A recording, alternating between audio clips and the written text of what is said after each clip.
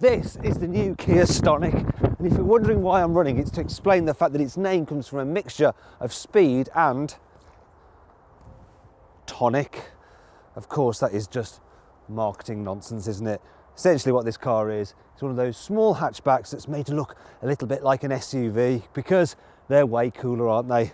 So the starting price of this car, well, it just kicks off at over £16,000, but if you're going to carwow, you can get it from under £15,000. Now if you click on the pop-out banner in the top right hand corner of the screen or on the link below the video, you can see how much you can save on a new car at carwow.co.uk. The interior design of this car is pretty cool, you know. I like the features on the dash, I like the design of the ventilation system, I like the 2-level centre console there. It's interesting, that's good. As for material quality, well, yes, every plastic you touch is hard and bristle, but I can't complain too much because that's pretty much the same with all of these kind of cars at this price point. Now, there is one thing to think about with this car, and that's the trim level. So the entry-level car, it's got pretty much all you need. You get a touchscreen with Apple CarPlay and Android Auto, so even though it doesn't have sat-nav, you can use the navigation from your phone. It has things like cruise control, it has air conditioning, you get rear parking sensors, so that's all good. This particular car, though, is the first edition. And if you want the car to look as good as it can, then you need the first edition car, because otherwise you don't get the contrasting outside paints, you don't get this contrasting colours here in the dash, and it just doesn't feel quite as exciting to sit in as a result. It makes you beg the question, why bother? So this is the first edition car, like I said, and it starts from £19,500. So should you go for it? Well, I plugged the details into CarWow and I got an offer back for just under £19,000. So yeah, I personally would probably upgrade in order to get the nicer looking trims and stuff. In terms of the actual satellite navigation system that you get with this particular car and the normal infotainment system you get on the lower spec car, it's all right. I mean, the graphics aren't the sharpest and it's not the most bright or snazzy system, but overall, it's not too bad. Now, if you click on the top right hand corner of the screen, the pop-out banner, or the link below the video, you can see my detailed infotainment system review for the Kia Stonic. Let's just talk about storage space. So you can fit a decent sized bottle in the door bin. You've got some more storage down here as well, and like I said, there's a cubby space here which is ideal for your mobile phone. You've got charging points there. It's even got an aux in, which is a little bit old fashioned, but hey, you do have your USB as well.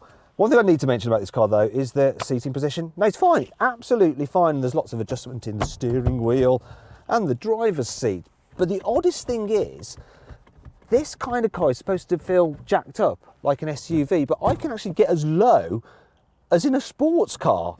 Though if you're short, you probably will want to jack your seat up. But even then, it never feels particularly high riding, so it just feels like a normal hatchback, really. Right, I'll just put this seat back down to my normal driving position so we can check out space in the back. It's all right. It's okay.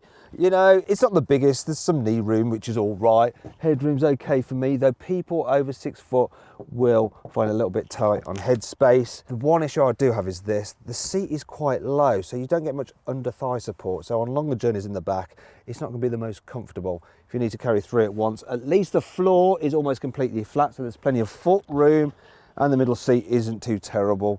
And the body, well, you know, this kind of car, it's not that wide, so really it's going to be a bit of a squeeze. Let's move on to the boot. The one thing about the Stonic is that the boot really isn't that much bigger than the Rio on which this car is actually based, and it trails that of other small SUVs such as the Renault Captur quite considerably in size. There's also a bit of a load lip to lift stuff over, which is a bit annoying when you're loading heavy items into the car. This particular model I've got here does have some underfloor storage, which is nice though.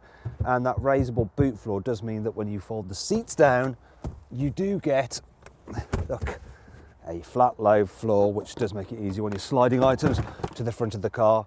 There's a few places where you can hang things off, like shopping bags off those hooks there and there. There's a few tethering points here and here as well. Now, if you want more detail on this car's practicality, click on the top right-hand corner of the screen on the pop-out card or on the link below the video to see how much stuff you can fit into this car's boot, just how easy it is to fit a child seat in the Kia Stonic, and see what it's like with 3 adults in the back by watching my detailed practicality video.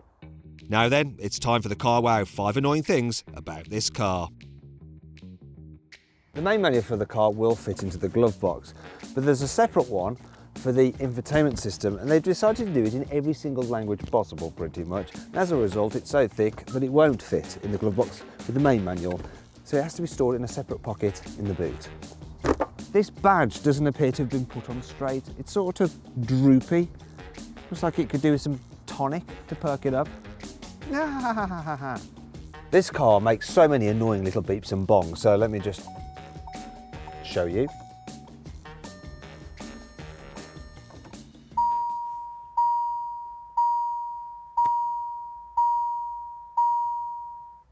Right, thank you. Silence at last. Why does it need so many? If you use the rear screen wash while you're stationary, not only does the presenter get covered in water, but it drips down and all pulls here on this ledge in the bumper, and it just looks a bit messy and you get watermarks and stuff like that. Oh, it's a bit untidy. And I'm a bit wet. In places, this car just feels a little bit flimsy. And look at this. There's quite a lot of flex. That wouldn't happen in a Seat Arona. Just saying. Kia fanboys. Yeah, I'll read the comments. Don't worry, there's still plenty to like about this car. Here's the CarWow 5 cool features. Not only can you get this car with heated front seats, you can also get it with a heated steering wheel. Top of the range really is fully loaded. You can personalise the range-topping version of the Kia Stonic by choosing from 4 different contrasting roof colours: black, red, orange, and this lime green. Look at this, there's a little hole there which you can put the seat belt buckle in so that when you fold down the seats, it doesn't snag. Thanks to this split design, when you roll down the rear window, it goes all the way down so you can lean out if you want to. Do you like to lean out? Oh yeah, you do, don't you? Are you troubled by low sun in winter mornings or evenings? Well, you'll need your sunglasses, but where do you put them for the rest of the time? Don't worry, you've got a padded glasses holder here in the Stonic. Now, if you're the kind of person that wants one of these kind of cars for that raised driving position, you may be a little bit disappointed with this car because, yeah, it doesn't seem much better than just a normal hatchback actually. You don't really feel any more superior than other motorists. Other than that though, visibility is actually pretty good and it's an easy car to drive in town. Steering's light, gear shift is nice, clutch is nice and light as well, and the brakes, they're smooth, they're not too grabby. Yeah, it's all right. The only thing that does put me off slightly is the suspension. It's just a little bit on the firm side. It's not uncomfortable, but it does tend to feel a little bit fidgety over bumps in the road. Never seems to settle. Just come on, settle, Kia, it'll all be all right. Thankfully, when you get up to speed on the motorway, the suspension does settle down a bit and the car feels reasonably sorted. One thing you do notice though when you're going faster is the noise. You get quite a bit of tyre noise and wind noise as well. Then there's the engines. You want to avoid the 1.4 litre petrol because it's a bit weedy and it's noisy. I wouldn't go for the 1.6 litre diesel either because while it can do about 67 miles per gallon, it's quite rough. The engine in this car is the one to have, the 1 litre turbo petrol. So it's punchy. It'll do 0 to 60 in about 10 seconds. And when you put your foot down, it picks up well. It can feel a little bit gruff at lower speeds, but really it's okay. And it suits this car quite well. It's supposed to do 57 miles per gallon and I'm getting 41, which is all right. So then what happens when you come to a twisty road? Well, that slightly firmer suspension does pay off then, you see, because this car feels quite darty and nimble. And dare I say, it's a little bit sporty to drive. So you put it into a corner, it responds quite quickly to the steering, and it doesn't roll too much at all. That's one of the benefits, I guess, of it not being too tall like some other small SUVs.